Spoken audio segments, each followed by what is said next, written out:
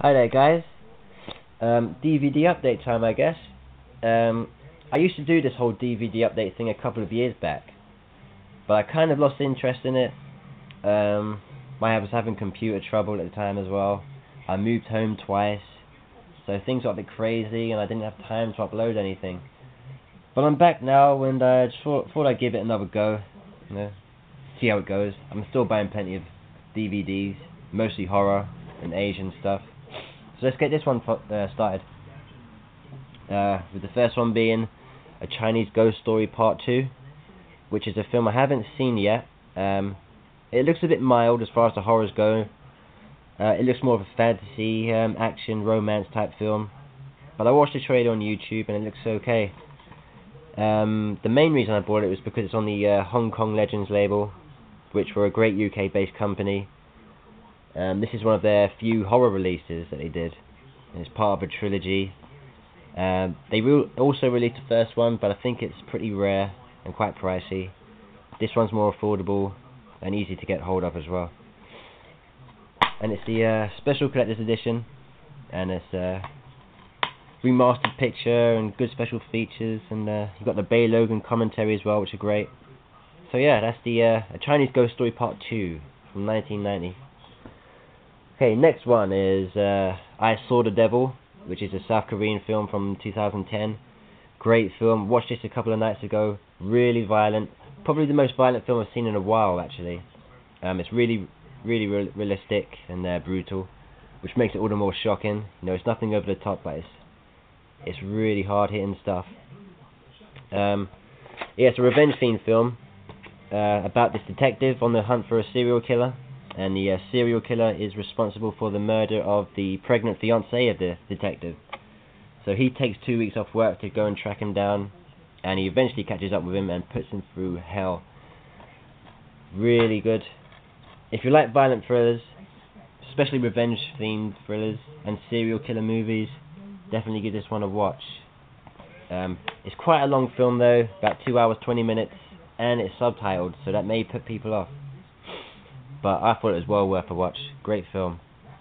Probably Korea's most violent film, actually. It outdoes Old Boy and all them other violent thrillers that have come from Korea over the last few years. This is great. Okay, next up is Unrest from 2006. Low budget independent horror from the US, I think. It was okay, yeah, pretty good. Quite spooky. You know, it's quite gross as well. It's set in an anatomy class, so there's scenes of dissection, and one of the bodies that they're working on dissecting has a vengeful spirit, and it starts to kill everybody that comes into contact with the body. And yeah, it's not too bad actually. The first film to use real bodies, I doubt it. I think that's been done before, and I doubt that the bodies in this are actually real. They look pretty good though. A good makeup job, but I don't think they're real. They didn't look like it to me anyway. But anyway, that's Unrest. Nice cover art actually. No special features on this DVD though. Not even a trailer. But worth a look, yep. Next up we have Killer Klowns from Outer Space, which I'm sure you've heard of before. I've been put off buying this in the past. You know, I'm not really into horror comedies, and I thought this one would be a bit too childish. And yeah, it is, but it's also enjoyable. It's also good fun. It's not on too long, but it's good while it lasts. But not really my kind of thing. But glad I've got it in the collection. You know, the clowns look pretty good in it too. So that's Killer Klowns from Outer Space. Next up we have Amityville, The Evil Escapes, which is the 4th in the series. I don't mind the Amityville films, to be honest. You know, I like possessed house movies. You know, supernatural stuff. I like that. This isn't the best in the series. Part 2 is, I think, but it's still entertaining. Yeah, it's good. It wasn't bad. It's the UK release. No special features on this one either. But I'm just glad I found it. Didn't even know this had a release in the UK yet. But it does, and I bought it, so that's one for the collection. Next up we have The Lost Boys, a film I've never seen amazing thing. I still haven't seen it since I bought it. Yeah, no, it's considered a bit of a cult classic. You know, I've seen bits of it on TV, but I've never stayed with it through the distance. But I've got it now, so whenever I'm in the mood, I'll give it a watch. So that's The Lost Boys. Next up, we have The People Under the Stairs from 1993 or 1992. I can't remember. I've seen this once a few years back on TV, and it didn't turn out to be the film I was expecting it to be, which was a bit of a disappointment.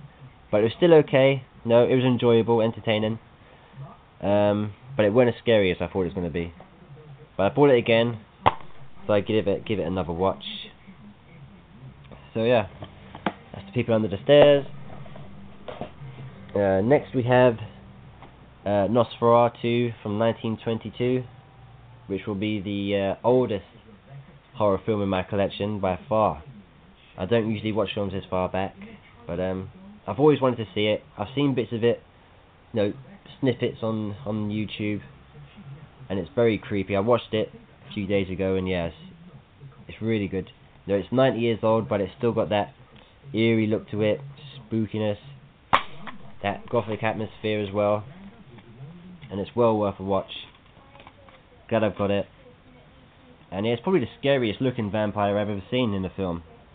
Really well done. And this is the 2-disc release from Eureka Entertainment. They've also released a 3-disc version with a nice book and stuff, but I just wanted a version of the film, and this one's good enough. You can watch it in the original black and white or in sepia tone, and it's got a commentary as well on the film, which will be interesting. So yeah, that's Nosferatu from 1922. Okay, and the last one for this update is Dracula from 1979. Good cast: Frank Langella, Laurence Olivier, and Donald Pleasance. Haven't seen this yet, but this is actually meant to be a pretty good film, pretty good adaptation of the Bram Stoker novel.